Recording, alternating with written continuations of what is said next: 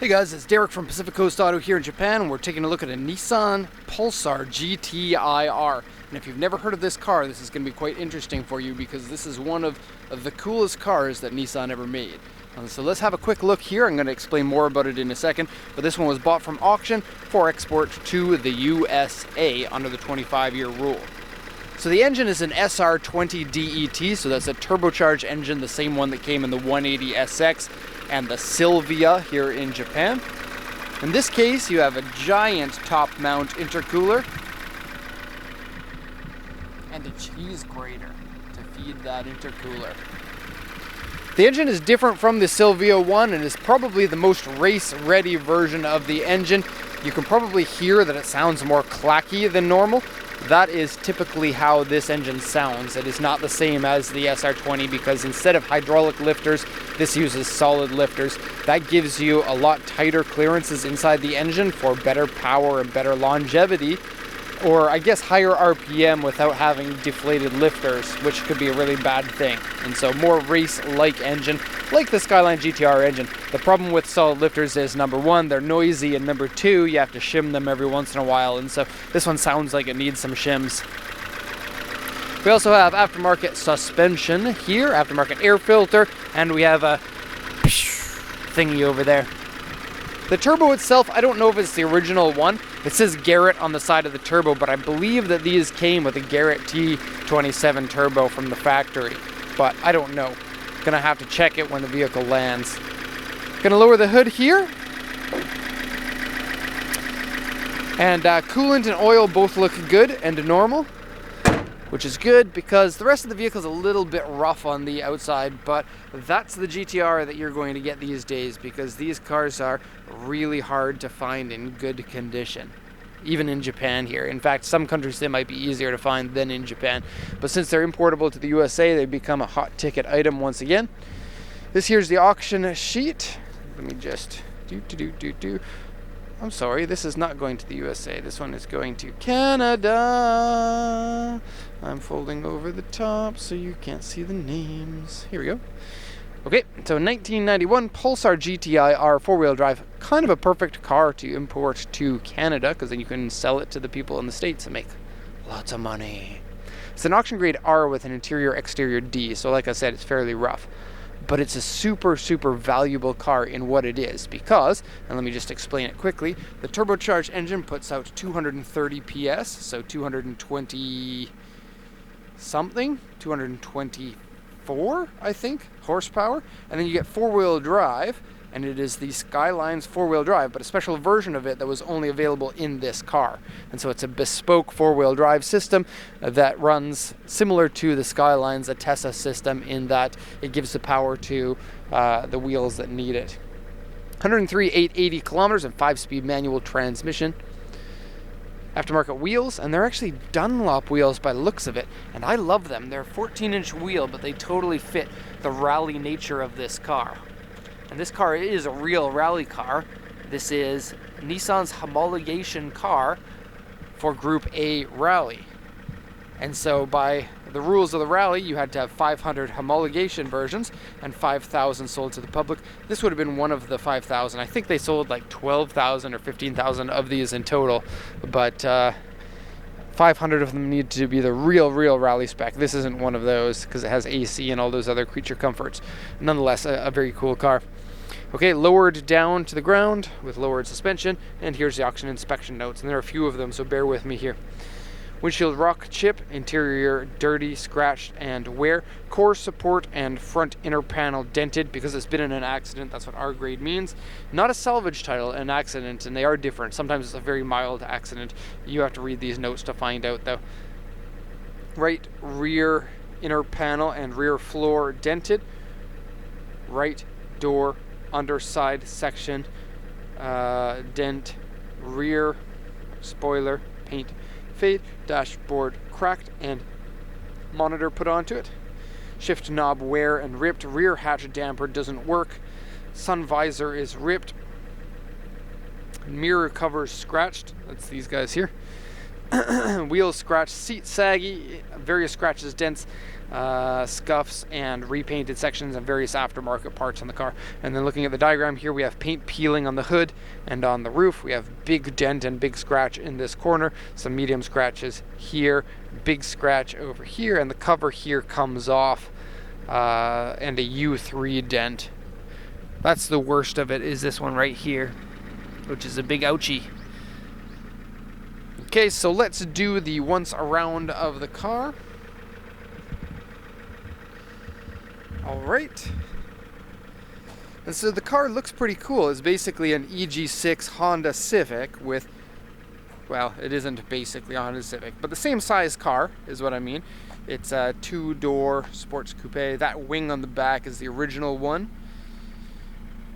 And so the car is purpose made to be a rally car. They took the regular Sunny or Pulsar, basically the same kind of car. In fact, in Europe, this car is called a Sunny.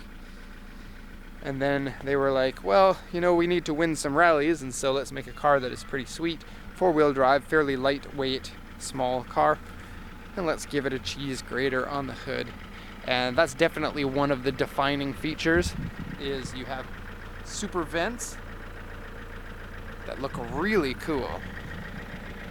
And then a front bumper that looks gorgeously 90s. And then a giant rear wing that actually looks like somebody took a picture of a whale tail and then made it into a spoiler. So very cool. All right, hood, super fade. You can see there. I mean, roof, pardon me. The hood too has some fade, and in fact some peeling over here. Now, rust is a big problem with these cars. This one looks almost rust-free. There is some on the back corner that's kind of hiding. Let me just show you. Right in here. See that? Okay, I'm going to show you the wheels again, because I think these wheels suit the car perfectly. If you have this car, you don't want a 17 or 18-inch wheel. You want 14s or 15s max, and you want meaty tires to make it look like it's going to go tackle some mud and some dirt and go win a rally for you. Now, Nissan wasn't very successful with this car, unfortunately, because Subaru and Mitsubishi are very strong at rally, and Nissan just didn't have their whole heart in it, I guess. But we, the consumers, get an excellent car out of it. And I very much love this one. Unfortunately, you can't open the back hatch without popping it, which kind of is annoying. And here's the U3. See there?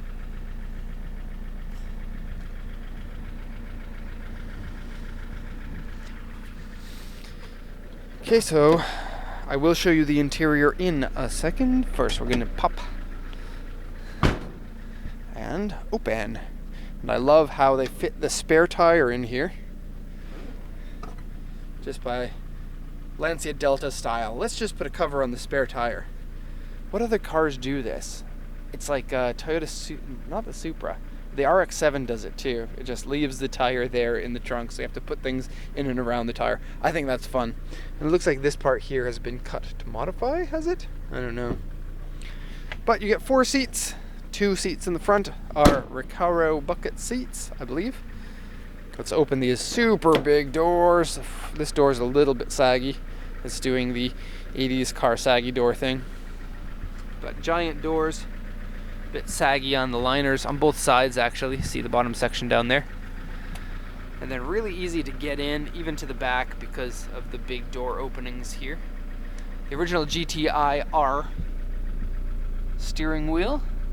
That's really cool, although it is worn at the top and on the side here. But having the original steering wheel is kind of cool because it'd be really hard to find one of those to pick up.